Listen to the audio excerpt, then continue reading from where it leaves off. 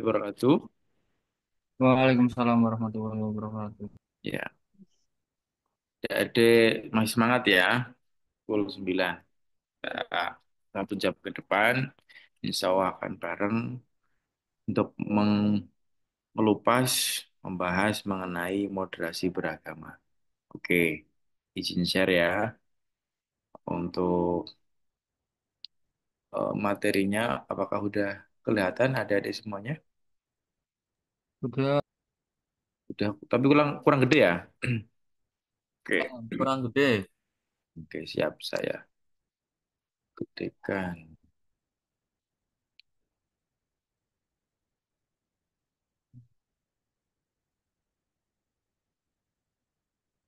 Ya, di moderasi beragama ini. Eh, Tahun kemarin ada di semuanya itu perlu diketahui. Mungkin soalnya untuk paling tidak benar semua. Belum ke sana, bahas soal dulu adalah dari pengertian, terus bagaimana prinsip-prinsip moderasi beragama. Nanti baru kita latihan soal. Ya ada di semua moderasi latihan pada tadi. Tadi cara beragama jalan tengah itu moderasi beragama. Orang yang berpemahaman tengah-tengah itu berarti dia orangnya moderat. Seseorang tidak ekstrim dan tidak berlebih-lebihan saat menjalani ajaran agamanya. Itu disebut moderat. Orang yang mempraktekannya disebut moderat. Orangnya moderat, ajarannya atau pemahamannya namanya moderasi. Itu ya dari semuanya. Jadi tidak ekstrim kanan maupun ekstrim kini tidak berlebih-lebihan. Oke, contohnya bagaimana? Nah, yang paling gamblang adalah ketika seorang pemeluk agama mengkafirkan saudaranya sesama pemeluk agama yang sama hanya gara-gara padahal hanya Tuhan yang Maha tahu apakah seseorang sudah masuk kategori kafir atau tidak. Jadi di sini eh, anu ya seseorang itu ketika ekstrim mudah mengkafirkan seseorang. Seseorang yang bersembahyang terus-menerus dari pagi hingga malam tanpa mempedulikan problem sosial di sekitarnya bisa disebut berlebih-lebihan dalam beragama. Dia ekstrim kanan. Kalau mengkafirkan, ekstrim kiri. Dan tidak menjalankan agama secara baik, itu ekstrim kiri. Nah, kalau di situ dia memahami agama dengan teks-teks, dipelajari sendiri, akhirnya ya di mana dia itu menjadi keras, menjadi tidak bersosial, menutup diri, itu tik bisa dipastikan dia ekstrim kanan. Nah, seseorang juga bisa disebut berlebih-lebihan dalam beragama ketika ia sengaja merendahkan agama orang lain atau gemar menghina figur atau simbol suci agama tertentu. Dalam kasus seperti ini, ia sudah terjebak dalam ekstremitas yang tidak sesuai dengan prinsip-prinsip moderasi beragama. Jadi tidak ada yang namanya merendahkan orang lain. Di situ tidak ada yang namanya menghina figur simbol suci agama tertentu. Tidak ada yang namanya di situ ekstremitas. Tidak ada. Contohnya bagaimana? Contohnya itu apaan sih agama Kristen masa Tuhannya disalib? Nah, itu kan namanya merendahkan. Dengan kata-kata merendahkan. Atau simbol-simbol agama masa patung disembah. Nah, toh ih kok kayak gitu banget sih. Nah, itu namanya ada unsur-unsur merendahkan. Oke, next. Nah, samakah moderasi beragama dengan moderasi agama? Tidak sama ada di semuanya. Tidak sama, sama. Jadi moderasi beragama sendiri, moderasi agama sendiri. Agama tidak perlu dimoderasi karena agama itu sendiri sudah apa? Sudah moderat. Hmm. Karena prinsip-prinsip dalam agama sudah moderat. Prinsip-prinsip agama itu sudah tengah-tengah. Prinsip-prinsip agama itu sudah menerapkan toleransi. Prinsip-prinsip agama itu nggak mungkin ekstrim kanan maupun ekstrim kiri. Nah, prinsip agama itu selalu penuh dengan keadilan dan keseimbangan. Jadi, di sini bukan agama yang harus dimoderasi, melainkan cara penganut agama dalam menjalankan agamanya. Itulah yang harus dimoderasi. Orangnya, pemahamannya yang harus dimoderatkan atau dimoderasikan. Tidak ada agama yang mengajarkan ekstremitas. Ingat, itu perlu digarisbawahi. Tidak ada yang ajaran agama yang mengajarkan itu. Menembak, mengebom, demo dengan anarkis, dan seterusnya. Tidak ada agama manapun yang mengajarkan ekstremitas. Tapi tidak sedikit orang yang menjalankan ajaran agama berubah menjadi ekstrim. Karena bisa jadi dia mempelajari ilmu tanpa guru, dia mempelajari agama dengan teks-teksnya saja, tanpa ada bimbingan guru, tanpa ada arahan, tanpa ada ruh-ruh yang masuk ke dalam pikiran, hati, dan badannya dari keilmuan tersebut. Daripada itu penting sekali ketika dalam memahami agama, mempelajari agama, memahami teks-teks agama, harus ada bimbingan guru. Agar apa? Agar di sini tidak ekstrim, tidak apa? Ekstrim, tidak tidak ekstrim kanan maupun ekstrim kiri. Nah, yang contoh konkret itu membedakan agama dan beragama. Bagaimana? Misalnya ajaran agama untuk memuliakan perempuan. Pasti di situ karena perempuan itu merupakan seorang yang melahirkan kita semuanya, yaitu ibu. Ajaran ini bersifat pasti dan tidak ada yang memperdebatkan. Itulah ajaran agama. Tapi bagaimana cara memuliakan perempuan menurut ajaran agama itu, masing-masing umat beragama melakukan praktek yang berbeda-beda. Itulah yang disebut beragama, bukan agama. Agama itu ilmu sendiri, beragama itu caranya. Nah, contoh yang mudah terlihat misalnya ada paham dan amalan agama yang ekstrim membatasi aktivitas sosial perempuan, seperti larangan keluar rumah bagi perempuan meski untuk menuntut ilmu. Namun ada juga paham dan amalan agama yang memberi ruang kebebasan ekstrim bagi perempuan untuk beraktivitas sosial sehingga menyepelekan tanggung jawab urus keluarga. Emansipasi itu memang, tapi di situ ada tetap wilayahnya laki-laki, wilayahnya perempuan, hak laki-laki maupun hak perempuan. Ketika lebih ke ekstrim yang kanan itu kadang perempuan tidak boleh apa-apa. Itu juga kurang tepat. Yang lebih tepat adalah mana hak perempuan, mana hak laki-laki, mana kewajiban perempuan, mana kewajiban laki-laki. Nah, itu harus sesuai dengan wadahnya, tupoksinya. Itu yang terpenting. Bagaimana biar bisa jalan? Ya harus tahu. Bagaimana biar bisa tahu? Ya cari ilmunya dari semuanya. Oke. Di antara keduanya itu ada juga paham dan amalan agama yang cenderung moderat dengan memberikan hak-hak kesetaraan gender kepada perempuan. Tapi tetap batasnya dengan etika dan adat istiadat yang lokal yang berlaku. Itulah yang bagus. Nah, itulah yang bagus. Tetap ada adat, ada tata cara, ada etika, ada attitude.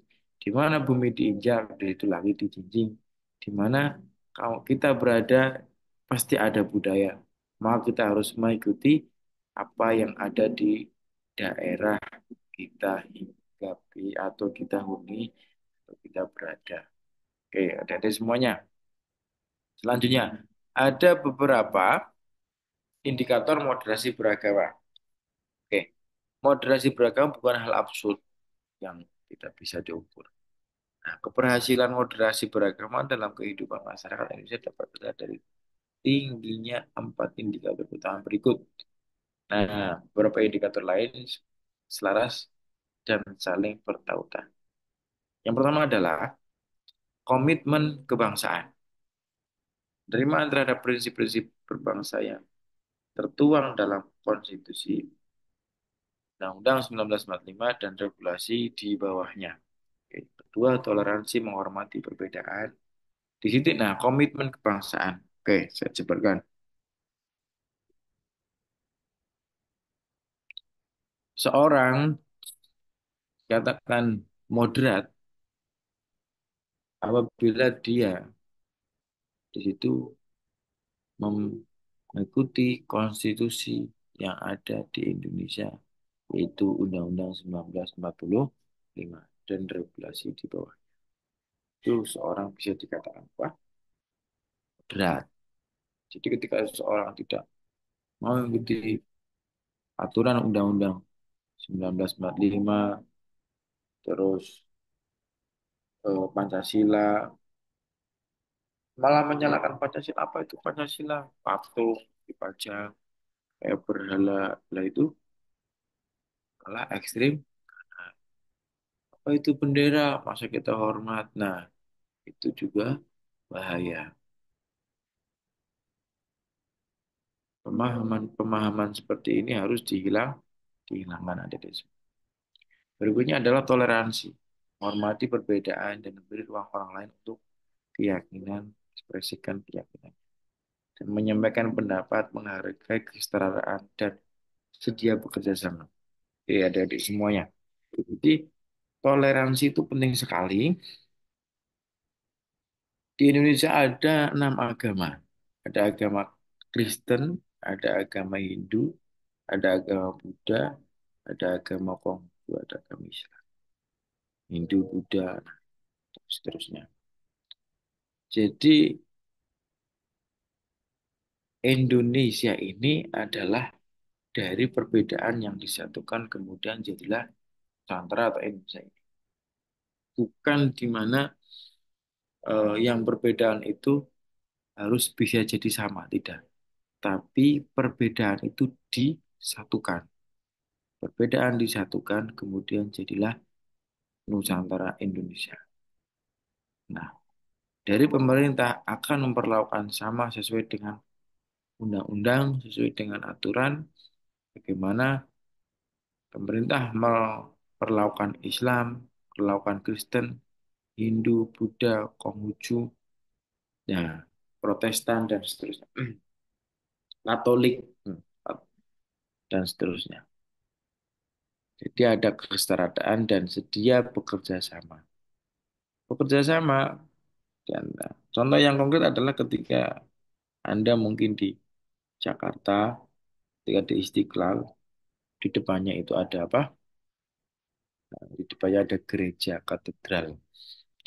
Itulah wujud daripada bahwa pemerintah Indonesia komitmen terhadap toleransi, kesetaraan, dan menghargai saling bersama. Oke. Yang ketiga adalah anti kekerasan, menolak tindakan seseorang atau kelompok tertentu yang menggunakan cara-cara kekerasan, baik secara fisik maupun verbal, dalam mengusung perubahan yang diinginkan. Melihat kemungkaran, demo, ingin mengusulkan aspirasi, tidak ada kekerasan. Karena yang namanya orang yang moderat adalah anti kekerasan. Jadi semuanya. Ketika yang ketika melakukan hal-hal yang ekstrim di situ, kemudian menggunakan kekerasan, mengusulkan ide, bagaimana dengan hal tersebut, maka bisa fix dia kategorikan belum memahami apa itu moderasi beragama, cara pandang agamanya belum moderat. Yang berikutnya adalah penerimaan terhadap tradisi. Rumah dalam penerimaan tradisi dan budaya lokal dan perilaku keagamaan. Saya tidak Kita lagi berdebat dengan ngomong pokok pasarin loh. ajaran agama. Oke, tradisi ini banyak di Indonesia. Buddha sendiri, tradisinya orang Jawa sendiri, tradisinya Sunda sendiri, Batak sendiri, terus ada Baduy sendiri, Papua, dan seterusnya. Maka disitulah harus menerima tradisi. Harus menerima tradisi. Dalam pengantin, dalam melahirkan, dalam kematian, punya tradisi masing-masing. Di Jawa apa, di Sunda apa, di Batak apa, terus di Aceh apa, Sumatera, Kalimantan, seterusnya. Banyak sekali. Adik-adik, maka daripada itu, ketika bisa dikatakan Moderat, dia menerima apa? Tradisi. Mm-mm, tradisi, betul sekali. Oke, itulah indikator moderasi beragama. Ada 4. Komitmen kebangsaan, toleransi, keikhlasan, penerimaan terhadap tradisi. Siapa tahu nanti ada keluar dari semuanya. Next. Berikutnya adalah prinsip daripada moderasi beragama. Prinsip moderasi beragama ada wasatiyah, tasamuh, musawah adalah ada wasatiyah, tasamuh, musawah adalah dan terbuka. Nah, wasatiyah itu apa? Wasatiyah itu sikap tengah, gampangnya gitu. Sikap tengah-tengah, tidak ekstrim kanan maupun ekstrim kiri. Itu wasatiyah. Tasamuh, toleransi. Seperti sunatullah, manusia harus saling menghargai dan menghormati tanpa membeda-bedakan agama, ras, dan suku. Selamat putih semua bengi-bengi merekaton. Coba Yes, Pak. Masuk Azam, mau rakapun Azam. Berikutnya adalah Yes, musawah, jadi kesetaraan sebenarnya warna kesejajaran. putih. Nah, Bukan itu selamanya. manusia dalam hak dan kewajiban tanpa ada perbedaan kebangsaan, aliran, kelompok, keturunan, dan harta lainnya. Nah, itulah kesetaraan. Itu ya, jangan saya ini darah biru, saya ini darah hijau, saya ini darah merah. Tidak ada, harus di situ setara aliran, kelompok, keturunan, dan harta dan lainnya. Inilah prinsip daripada moderasi beragama. Berikutnya adalah adil, berikan hak dan kewajiban yang sama kepada semua orang tanpa memandang perbedaan ras, agama, jenis kelamin, dan apa? Status sosial. Status sosial. Sama semuanya ada di sana. Terus memberikan keadilan. Nah, misal dalam kedudukan sebagai nih, pemimpin, maka harus memandang ras, agama, jenis kelamin, dan sosial itu semua tidak membeda-bedakan. Dikasih, kasih semua. Tidak, tidak semua. Nah, seperti itu. Adil.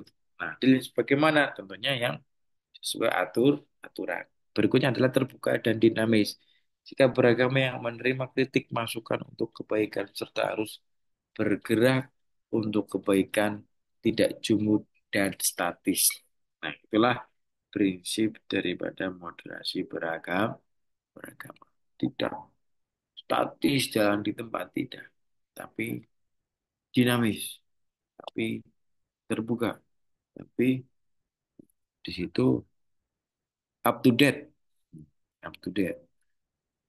Itulah moderasi beragama. Prinsip moderasi beragama ada 4. Wasatiyah, tasamuh, sawah adalah dan terbuka dinamis. Oke, ada di semuanya. Nah, ada beberapa ada di situ 9 kata kunci moderasi beragama. Itu satu, kemanusiaan. Jika ada aliran kelompok, tidak mementingkan sisi kemanusiaan, tidak mementingkan sisi-sisi sosial, hanya mementingkan kelompok sendiri, maka fix dia tidak moderat. Oke ya, nomor satu. Nomor dua, kemaslahatan umum. Kelompok, seseorang, organisasi, ketika moderat, maka dia mementingkan kemaslahatan umum, tidak kemaslahatan pribadi, golongan, kelompok, organisasinya sendiri. Kalau masih ada kelompok yang seperti itu, maka fix dia tidak memahami atau mungkin tidak mengamalkan dalam moderasi beragama. Yang berikutnya adalah adil. Adil kawan-kawan semua. Adil, berimbang. Terus berimbang bagaimana? Ya tentunya tadi memberikan pelayanan porsi yang sama kepada setiap kelompok agama, golongan, perorangan, dan seterusnya. Berikutnya adalah taat konstitusi, komitmen kebangsaan, dan sudah toleransi, anti kekerasan, penghormatan kepada tradisi. 9 kata kunci moderasi beragama. Oke, ada semuanya. Berikutnya ada dalil-dalil mengenai moderasi beragama. Siapa tahu muncul. yang dimana hmm, contohnya dalam ayat wa kadzalika ja'alnakum ummatan wasata litakunu syuhada 'alan nas yakun rasul 'alaikum syahida ma ja'alna al-qiblata allati kunta 'alaiha illa lin'alama yattabi'u ar-rusula min yanqalibu 'ala aqibai. Nah, oh sorry sorry. Ini dulu. Nah, ada beberapa di situ ayat mengenai kaitannya tentang moderasi beragama, itu surat Yunus ayat 99 mengenai perbedaan keimanan adalah desain dari Allah. Walau syaa rabbuka la'amana man fil ardi kullum jami'a afa anta tukriun nas hatta yakunu mu'minin. Seandainya Tuhanmu menghendaki tentulah semua orang di bumi seluruh beriman. Kalau Allah mau, ya kan, apakah engkau Nabi Muhammad akan memaksa manusia hingga mereka menjadi orang-orang mukmin? Tidak. Tentunya tidak mengajak dengan cara bil itu bil hikmah wal mau'izatil hasanah. Dengan hikmah, bijak dan pitutur yang baik. Kalau syaa rabbuka la amana fil ardi kullum jami'a. Fa anta tukrimun nasa hatta yakunu mu'min. Ini ayat mengenai desain keimanan adalah dari Allah. Berikutnya adalah surat Al-Kafirun ayat 6. Meyakini keimanan masing-masing. Lakum dinukum waliyadin. Lakum dinukum waliyadin. Untuk agamamu dan untuk agama. Yang ketiga adalah Al-Baqarah 139. Meyakini ibadah masing-masing. Meyakini ibadah masing-masing. Ad walana a'maluna walakum a'malukum. Ini dalilnya. Walana a'maluna walakum a'malukum. Bagi kami amalan kami, bagi kamu amalan kamu. Berikutnya ada surat Al-An'am ayat 108 larangan menghina kepercayaan orang lain. Wala tasubul ladzina yad'una min dunillahi fayusubbullaha 'udwan bighairi ilm. Kadzalika kadzalika zuyyina likulli ummatin 'amaluhum. Tsumma ila rabbihim marji'uhum fayunabbi'ukum bima kanu ya'malun. Janganlah kamu memaki sesembahnya mereka sembah selain Allah karena mereka nanti akan memaki Allah dengan melampaui batas tanpa dasar pengetahuan. Demikianlah kami jadikan setiap menganggap baik pekerjaan mereka, kemudian kepada Tuhan mereka lah tempat kembali mereka, lalu Dia akan memberitahukan kepada mereka apa yang telah mereka kerjakan. Oke, jadi tidak boleh menghina selain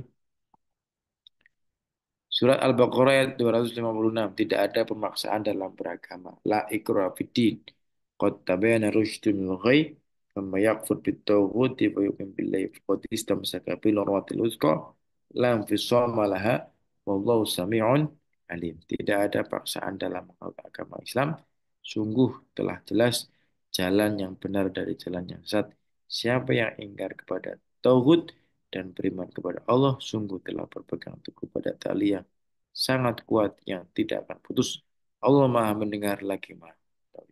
Kalau memahami di situ ayatnya hanya letter lek, tauhid tauhid itu apa? Namanya luas. Tauhid itu ya patung.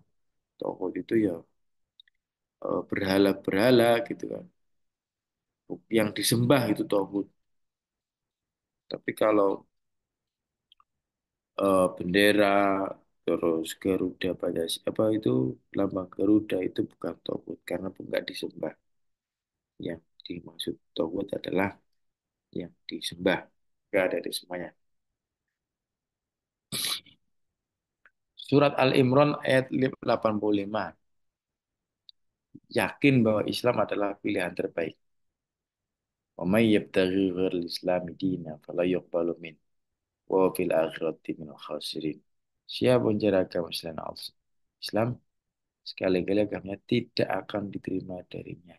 Dan di akhirat dia termasuk orang-orang yang rugi. Nah, jadi tidak boleh cari agama selain Islam. Alhamdulillah dari Islam semuanya, dari semuanya. Ya. Surat Al-Baqarah ayat 208, berislam secara menyeluruh. Ya ayyuhalladzina amanu dkhulu fi silmi kafah wa la tattabi'u khutuwati syaitan innahu lakum aduwwum mubin. Oke. Wahai orang yang beriman, masuklah ke dalam Islam kedamaian secara menyeluruh dan janganlah ikut langkah setan. Sungguhnya ia musuh yang nyata bagimu. Terakhir, oke. Ada ayat Al-Imran ayat 19 dan Al-Maidah ayat 3. Inna dina indul Islam. Wa ma ikhtalafu alladhina utul kitaba illa min ba'di ma ja'ahumul ilm baghyan bainahum wa yakfur bit ayatillah fa inna Allah sari'ul hisab. Sungguhnya agama yang diridhai Allah di sini di Allah ialah agama Islam. Nah, berikutnya Al-Maidah ayat 3. Al-yawma akmaltu lakum dinakum wa atmamtu alaikum ni'mati wa raditu lakum wa dina. Pada hari ini telah aku sempurnakan agamamu untukmu. Telah aku cukupkan nikmatku bagimu.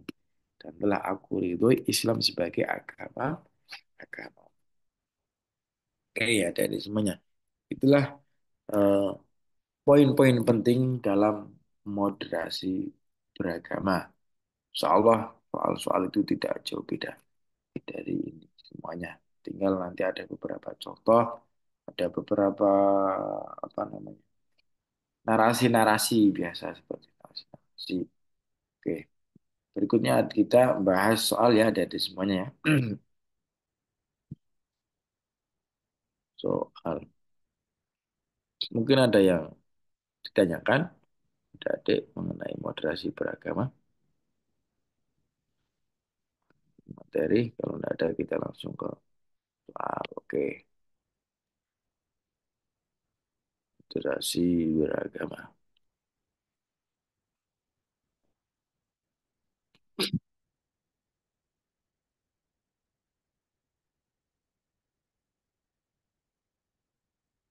Ya, kemarin mungkin ini yang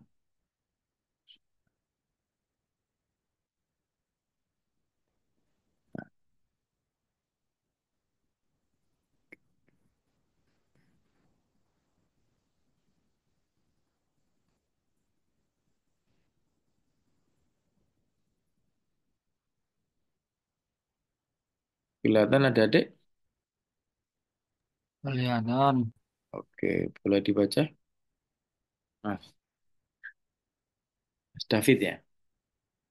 Oh ya, Hmm, di boleh. beberapa daerah terdapat beberapa bangunan rumah ibadah yang berdiri terdekatan, bahkan dalam satu halaman yang sama. Bangunan rumah ibadah dari berbagai umat yang menganut agama berbeda, saling berbagi halaman satu sama lain. Pemeluknya melaksanakan ibadah masing-masing secara aman dan damai, sa- serta saling mendukung. Tidak ada pertikaian dan tidak ada yang saling mencemooh. Hmm.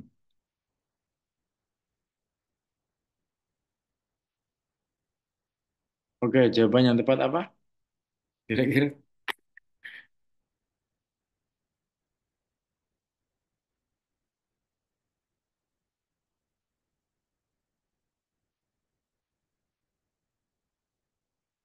C. Gimana? Gimana David? C. C. Ya, yang tepat adalah D. Ya, kuncinya nanti ketika menjumpai soal adalah lebih ke praktek. Lebih ke apa? Praktek. Saya merasa hal tersebut adalah suatu hal yang baik untuk mewujudkan Indonesia yang penuh keberagaman. Opini apa praktek kira-kira,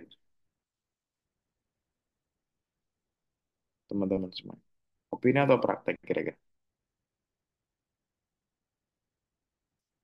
Opini. Ya, opini atau praktek?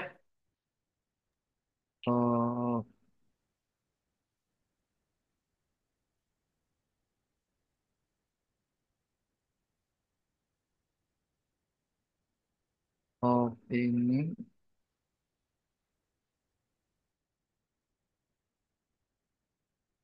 Kalau yang B, saya bersih terlibat dalam upaya pemerintah untuk meningkatkan kerukunan umat beragama seperti kasus atas. B, ini lumayan poinnya. Terus yang C, saya yakin bahwa kondisi seperti, ya kan, ini bersedia terlibat. Ini baguslah praktek nih. Yang C, saya yakin bahwa kondisi seperti ini merupakan potret masyarakat beragama ideal yang menjadi cita-cita bangsa Indonesia melalui pendidikan moderasi beragama. Kira-kira praktek atau opini? Hmm,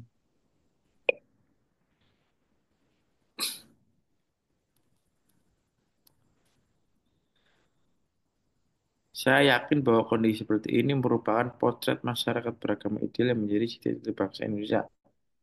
Ini apa? Lebih kepada apa? opini. Opini, betul.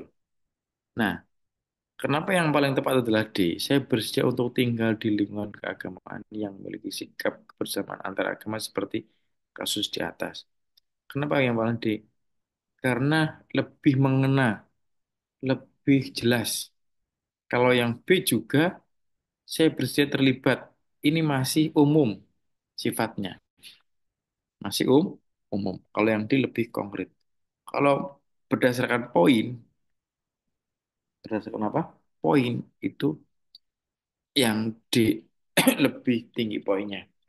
Ya, ini so, contoh satu saja dulu ya, bayangan soal yang kira-kira benar semua, tapi poin yang tertinggi. Atau satu lagi, nanti habis ini kita mengupas soal-soal mengenai benar dan salah. Kalau ini kan poin, semuanya ada poinnya. Oke, satu soal lagi ya. Kita lihat kenapa di, si- di situ jawabannya adalah B. Boleh dibaca lagi, teman, siapa yang mau bersedia?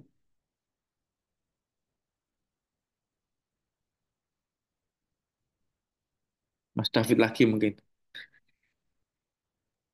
Soalnya nih, Pak, Ya, menjalankan kesepakatan bersama yang telah ditetapkan berdasarkan musyawarah mufakat merupakan kewajiban setiap warga negara Indonesia. ya. Yang A, opini atau praktek.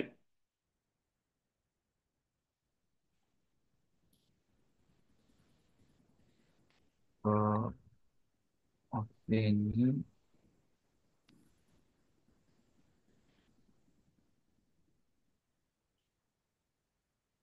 Opini ya. Yang C, saya akan selalu berusaha menjalankan hasil keputusan bersama. Nah, itu juga itu juga poinnya bagus ini yang C. Saya akan selalu berusaha menjalankan hasil keputusan bersama meskipun berada dengan usulan yang saya ajukan. Itu poinnya juga bagus. Yang D, saya setuju dengan sikap tersebut karena sesuai dengan ajaran agama yang saya anut. Ini juga bagus, tapi baru hanya setuju.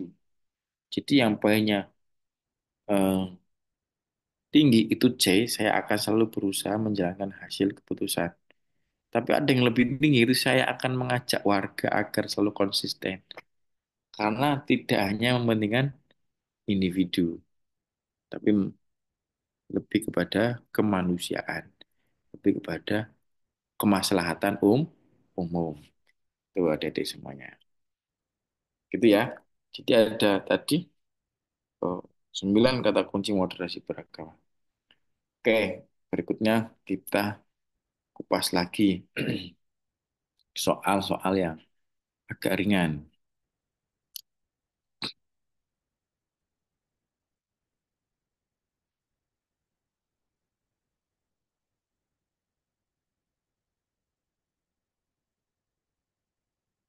Apakah udah kelihatan? Udah ada semuanya?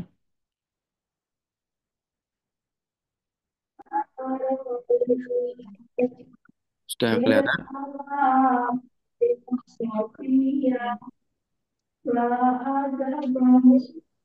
Mbak Zahra?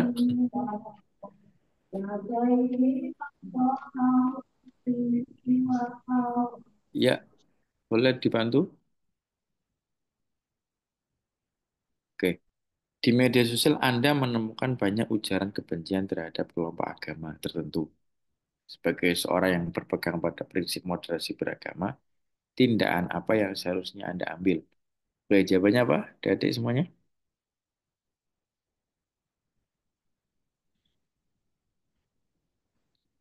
Oke, jawabannya apa? C. C. Melaporkan ujaran kebencian tersebut dan mengajak orang lain untuk menyebarkan pesan perdamaian. Iya, betul sekali. Jawabannya C. Tidak membalas komentar dan tidak bergabung. Dan berikutnya, ya, jawabannya C. Karena moderasi beragama itu mengajarkan penyebaran pesan perdamaian dan melaporkan ujaran kebencian untuk menghindari konflik karena ada lebih pihak yang berwenang. Oke, selanjutnya nomor 2. Tias Iroh bisa dibantu untuk baca.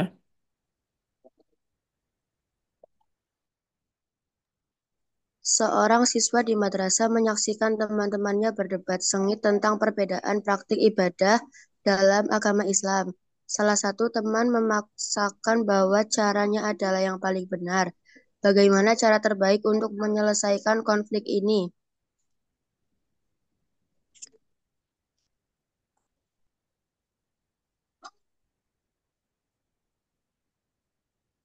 Jawabannya apa, Dedek?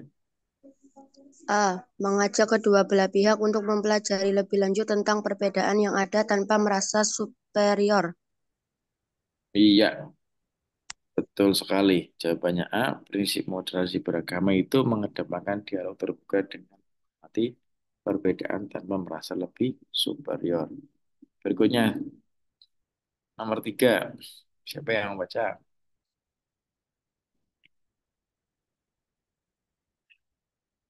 Dalam sebuah komunitas yang terdiri dari beberapa keyakinan, muncul seorang pemimpin yang sering menyampaikan pandangan yang cenderung intoleran terhadap agama lain.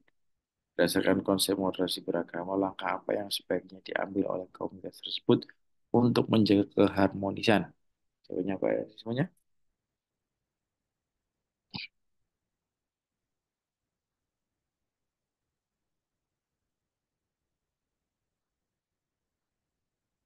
Jawabannya apa?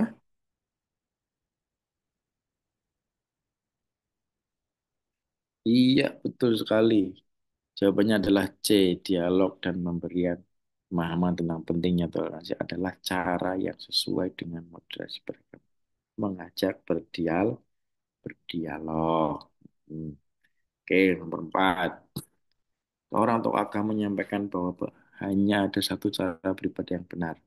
Sementara cara lain tidak sah.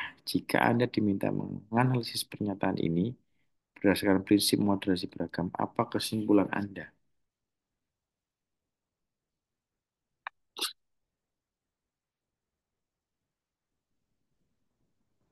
Apa kesimpulan Anda? Jawabannya apa, Dede?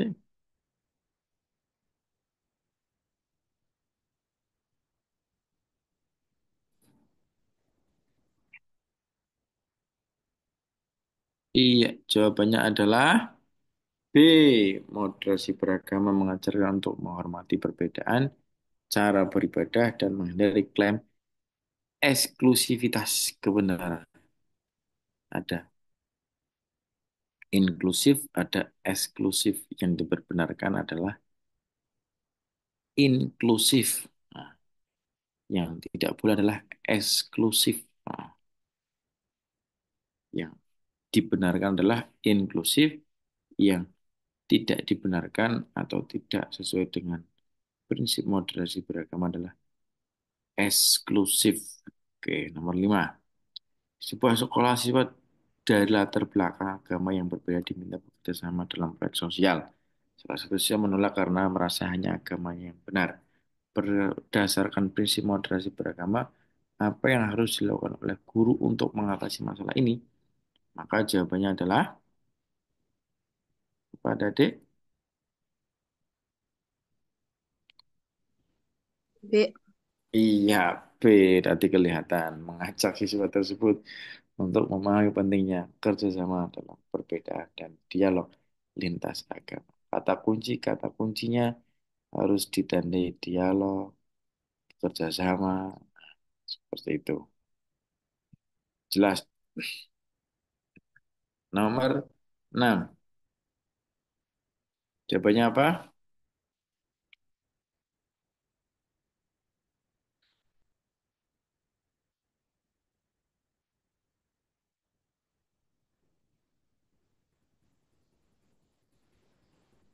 Oke, betul.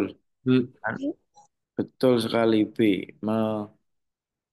Mengutamakan teguran yang membangun dan pemahaman tentang pentingnya menghargai perbedaan. Ketika melihat kasus seperti itu, maka menegur siswa tersebut dan memberikan pemahaman tentang pentingnya sikap toleransi itu lebih penting guna menghormati orang lain. Oke, nomor 7.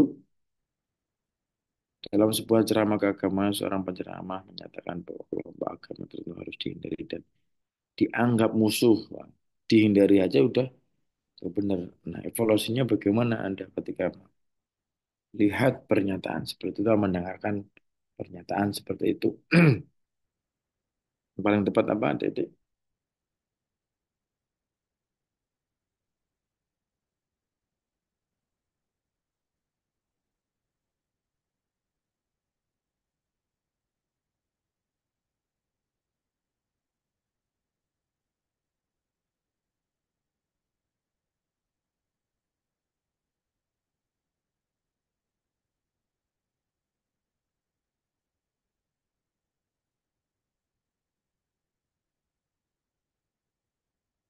Iya, betul sekali.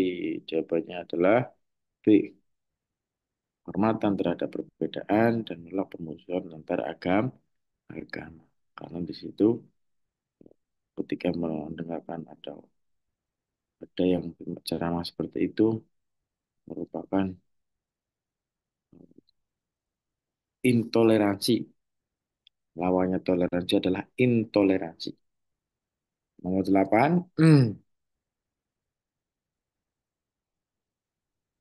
Sekolah Anda merencanakan kegiatan lintas agama yang melibatkan siswa dari berbagai latar belakang agama yang saling belajar dan berdialog. Namun, ada sebagian siswa yang menolak dengan alasan bahwa interaksi lintas agama bisa melemahkan keyakinan.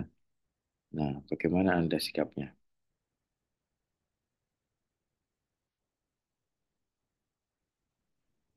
Sikapnya bagaimana? Betul sekali. Ya, penolakan tersebut kurang tepat karena moderasi beragama justru mendorong dialog untuk saling memahami tanpa melemahkan keyakinan. Tradisi beragama itu mendorong dialog dan kerjasama antar agama tanpa merusak keyakinan masing-masing. Ada semuanya. Nah, berikutnya nomor 9. Seorang tokoh masyarakat merayakan menyarankan agar masyarakat di daerah tertentu memprioritaskan bantuan sosial hanya untuk kelompok yang seagama saja.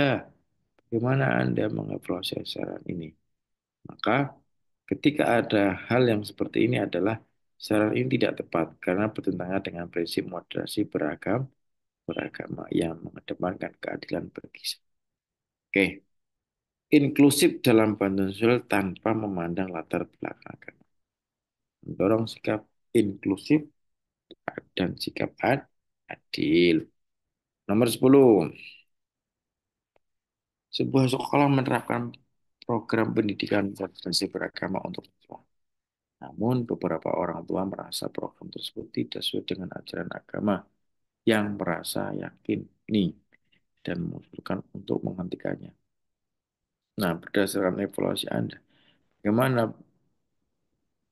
biar sekolah sebaiknya menanggapi keberatan ini?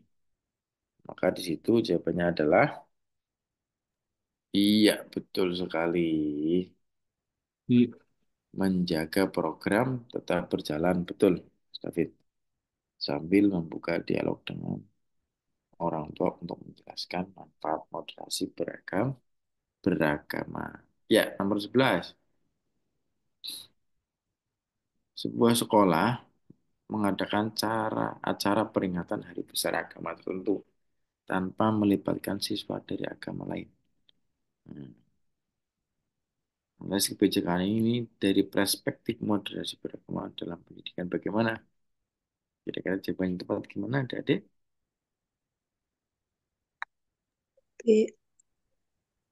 Iya, betul sekali. Moderasi beragama itu dalam pendidikan mengedepankan inklusivitas dan menghormati keberagaman agama. Nomor 12. Sebuah sekolah menghadapi masalah diskriminasi agama di antara siswa. Beberapa siswa dari agama minoritas merasa diabaikan dalam kegiatan sekolah. Apa analisis terbaik Anda? Yang mana coba?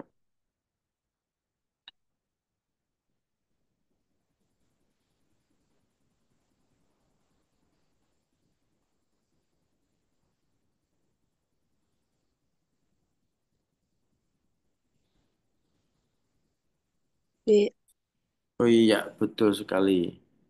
Moderasi beragama itu menuntut lingkungan yang inklusif ya, bersama dengan nomor 11. Oke, nomor 13. Seorang guru mengajak siswa dari berbagai agama untuk melakukan diskusi mengenai peran agama dalam kehidupan sehari-hari. Dalam diskusi muncul perbedaan pandangan yang kuat di antara siswa. Bagaimana tindakan yang tepat? Jawabannya apa?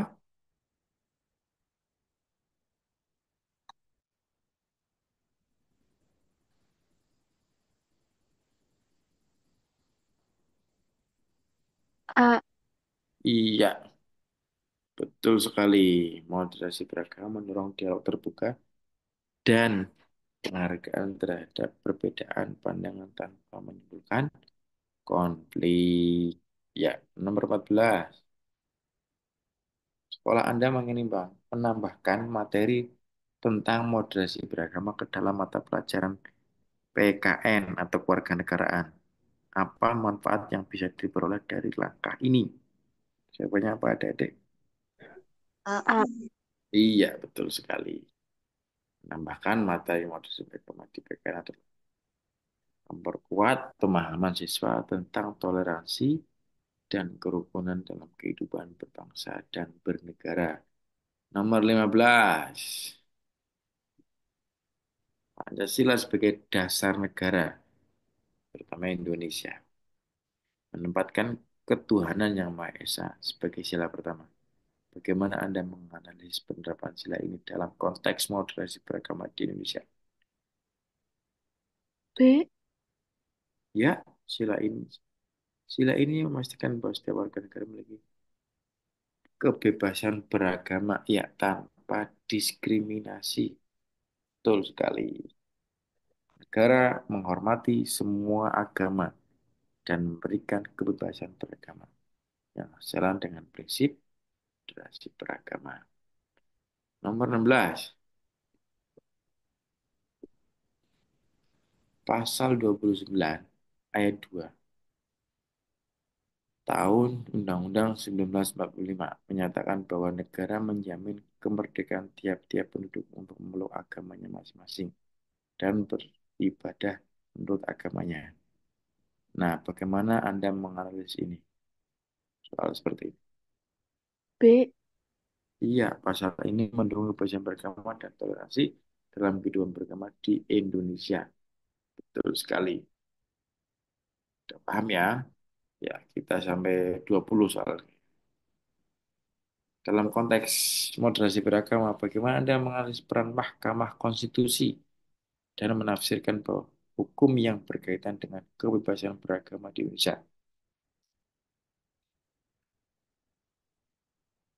Apa jawabannya? B. Ya, betul sekali. MK berperan penting dalam menjaga keseimbangan antar kebebasan beragama dan penghormatan terhadap aturan hukum yang berlaku.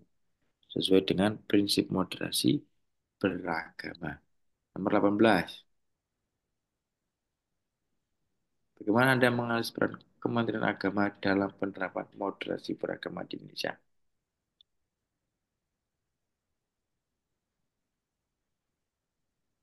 Madrasah, aliyah, sanawiyah, ibtidaiyah itu di bawah Kementerian Agama. B. Iya, Kementerian Agama berperan sebagai fasilitator dialog antar agama dan menjaga keharmonisan. Betul sekali. Dialog mempromosikan dialog agama dan kehormatan beragama yang mendukung moderasi beragama di Indonesia. Nomor 19. Jadi, dalam hal kebebasan beragama, Indonesia mengakui 6 agama resmi. Islam, Kristen, Katolik, Hindu, Buddha, dan Konghucu. Islam, Kristen, Katolik, Hindu, Buddha, dan Konghucu. Bagaimana Anda menganalisis kebijakan pengakuan agama ini? Ya,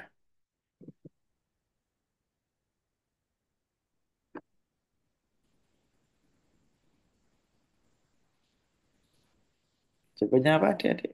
Mana?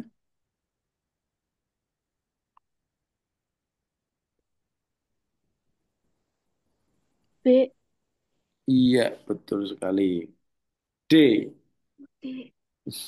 Kebijakan ini merupakan kompromi untuk menjaga kerukunan nasional dalam rangka moderasi beragama. Kenapa demikian? Kebijakan pengakuan 6 agama resmi merupakan kompromi yang dibuat untuk menjaga yang harus tetap berupaya inklusif terhadap keyakinan lain. Itu yang paling tepat. D. Terakhir, adik-adik semuanya, nomor 20. Undang-Undang tentang Pendidikan Nasional menyatakan bahwa pendidikan agama merupakan bagian dari kurikulum wajib di sekolah. Bagaimana Anda menganalisis peran pendidikan agama dalam membentuk moderasi beragama di Indonesia? Jawabannya adalah B. B. iya, betul sekali. Pendidikan agama dapat memainkan peran penting dalam menanamkan nilai-nilai toleran, toleransi, dan moderasi beragama yang diperlukan untuk menjaga kerukunan di masyarakat. Ya, selesai itu kira soal 20. Nah, jadi semuanya berikutnya ada beberapa soal mengenai hal yang lain. Lain. Oke. Sebelum ke bahas soal lagi, ada pertanyaan adik-adik tentang moderasi beragama.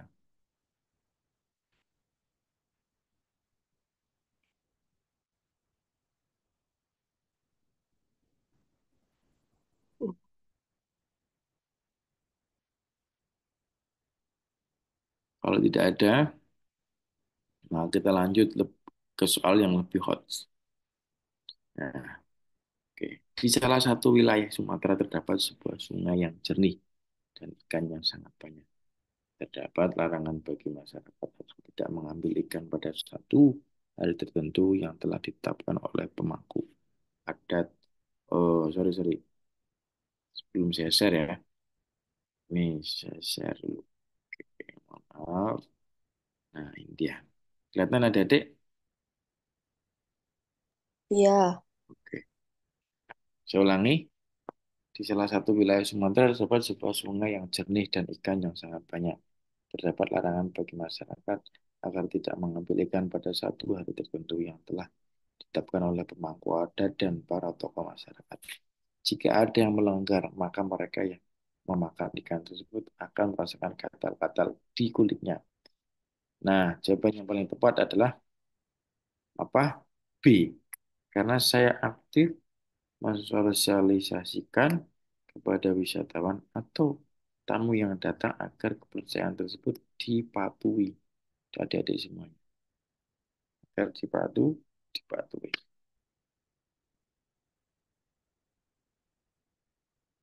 Menurut saya, kepercayaan adat tersebut hanya mitos, namun saya tetap menghormati. Nah, ketika seperti ini hanya opini, ya, yang A. Yang C, persyaratan untuk tidak mengambil ikan di sungai tersebut perlu dipatuhi. Nah, ini opini juga perlu dipatuhi, gitu kan. Nah, yang D, saya setuju terhadap ini, baru setuju belum bertindak.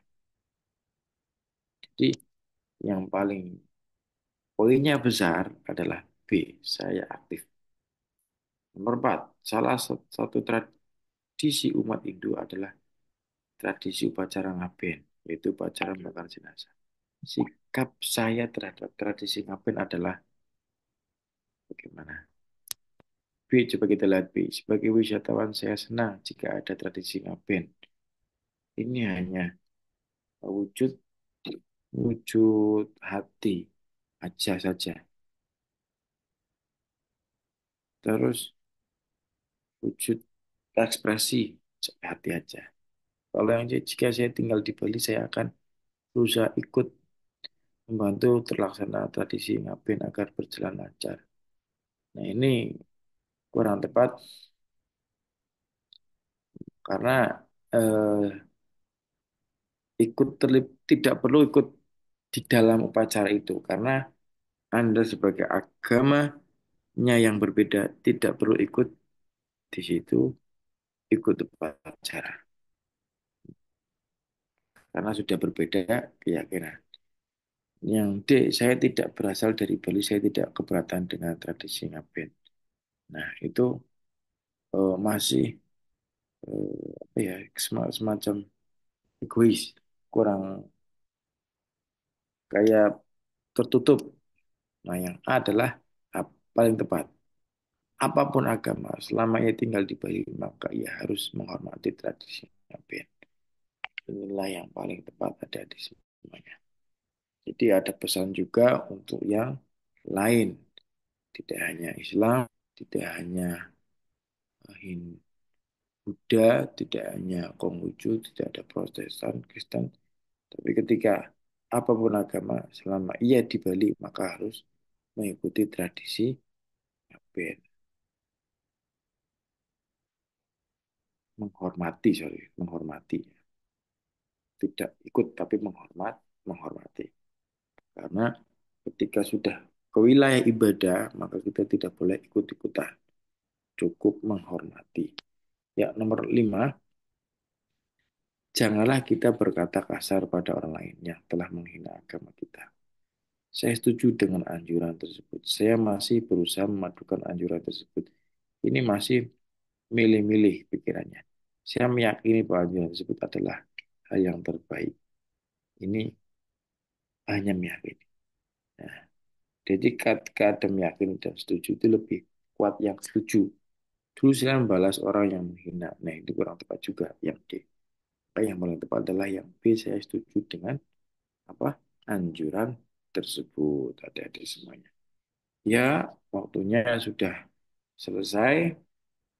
Mungkin sebelum ke penutupan ada yang ditanyakan dari materi pembahasan soal dari moderasi beragama. Silakan sebelum saya tutup.